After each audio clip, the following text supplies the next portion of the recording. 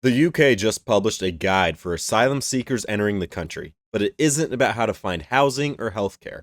It's a 9-page plea for people to follow basic human decency, and it's the clearest proof yet the West is choosing decline. This guide is titled Understanding Behaviors and Expectations in the UK. Let me read you the chapter so you understand what we're talking about here. Chapter 1 is fine, it's called Living in the UK. But next up is Chapter 2, Gender Equality. Chapter 3, Domestic Abuse. Chapter 4, Sex and Consent. Chapter 5, Respect in Public. And finally, Chapter 6, Getting Help. I will link to the publication in the description below, but here's what stands out.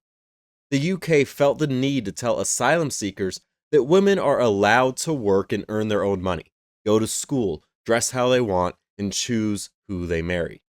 They felt the need to tell them not to physically abuse or control women or children in the home.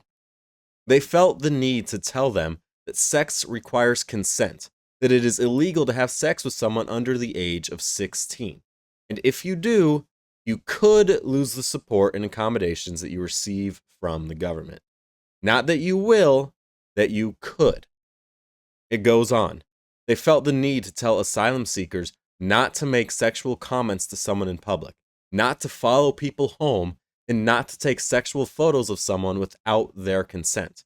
And once again, if you do any of those things, it could affect your asylum claim. The UK is so weak that it cannot even tell foreigners that they will be sent home if they do these things, only that they could lose support. And just wait until we get into the numbers a bit later, it will explain just how big of a problem this has become for the UK. But first, why do I bring this up? We know that the UK and most of Europe is far gone on this sort of thing. We have seen the reporting on grooming gangs in England, the scale of mass migration, the number of people brought in who do not share Western values. So this guide is not shocking. So why am I talking about it? Because it proves the same problem I talked about in my last video. Choosing decline. A Western country that chooses to allow people in who do not share the values of the West, that refuses to deport people who openly violate our values, is choosing decline. A Western country that would rather issue a publication telling people about Western values than ensure that the people it lets in actually believe in Western values is a Western country that is choosing decline. And as more countries go along with this, it is a West that is choosing decline. Let's take a minute to answer this. Why does it matter if the West is in decline? Because Western values are better than non-Western values. You do not need to take my word for it. Watch where people go when they have a choice. No one risks everything to flee to the values that they left behind. They cross continents to reach places built on individual rights, the rule of law, and respect for others. The proof is not in the book, the proof is in the movement itself. The UK feels the need to teach foreigners about individual rights, the rule of law, and respect for others. The UK, whether anyone would admit it or not, is implying that our values, Western values, are superior to the values held by many of the people that they are allowing in. But when you import enough people who do not hold Western values into your country, the values that your country is built upon will start to fall. Why is that?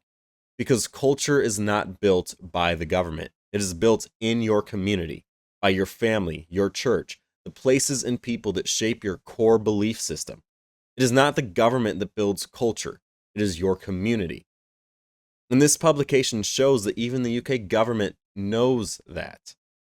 Yes, it goes over the laws in the UK, but so much of it is also about basic respect.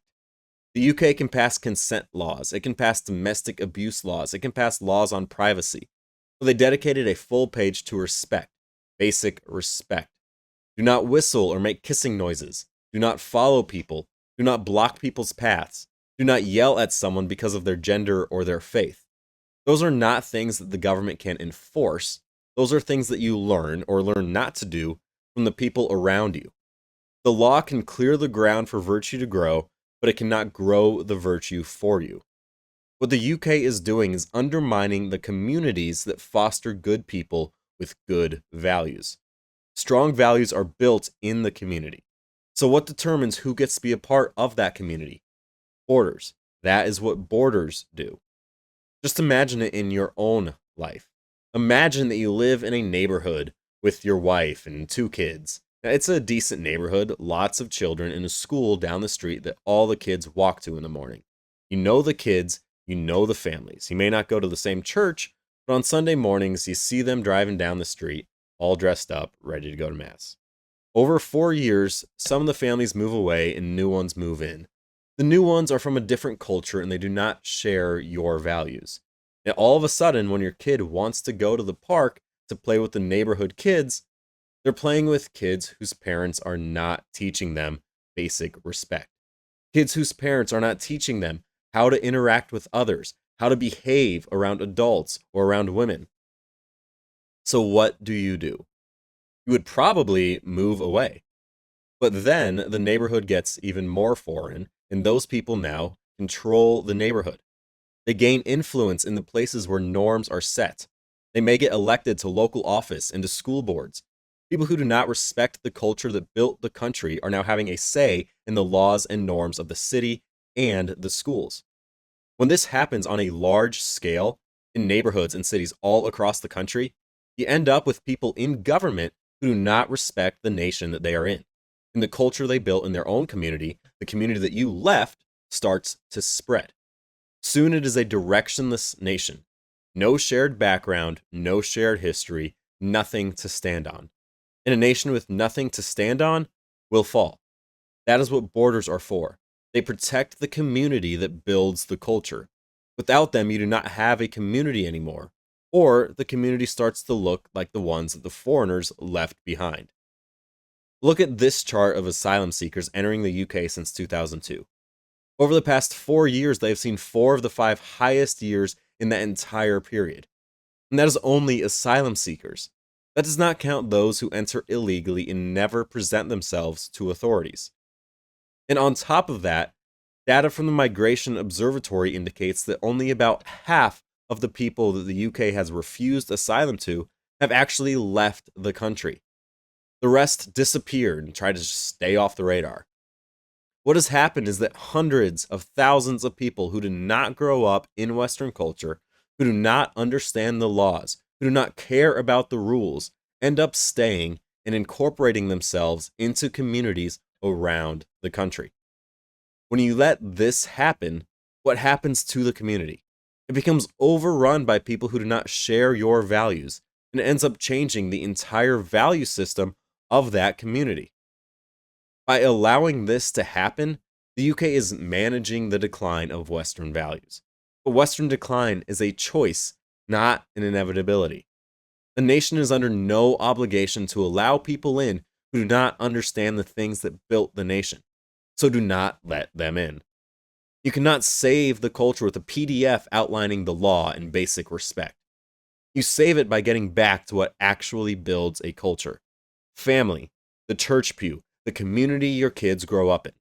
You have to keep those building blocks strong if you want to preserve Western culture.